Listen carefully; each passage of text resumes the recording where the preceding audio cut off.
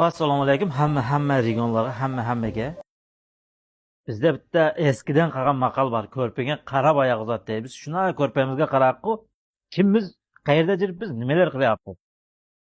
To'ylarda yebga salayiq salgina vobal, bittagina umataqchisi al, vobal bola bunday deb aytadiku, yenalarimiz, chechalar, apalar, singillar. Lekin o'sha to'ydagi narsalar ham vobal, shu umataqa o'xshagan.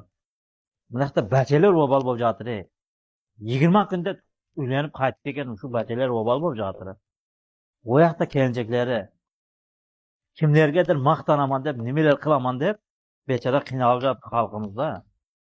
Kamgina qilib, ixchamona to'y qilib qo'yaq, bir-birimizga maqtanish keragi yo'q-da. Shu men ham ashnoma misol uchun bir yerda ishlasak ham uydagilarimiz bir-birimizga maqtanadi-da. Keragi yo'q shu narsalardan.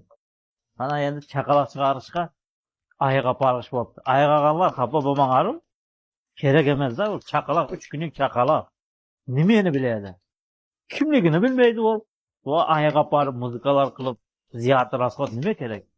O'sha shularning puliga bitta bilet keladi, atasi kelib ko'rib ketsin chaqaloq. Endi yebga keltirmasa bo'lmaydi-da bu. O'bal bo'lib ketdi-da hamma narsa. Bir non sindirishga bitta bachcha aytyapti. Uydagilar bitta javob jo'natdi, ikki tomon rozi.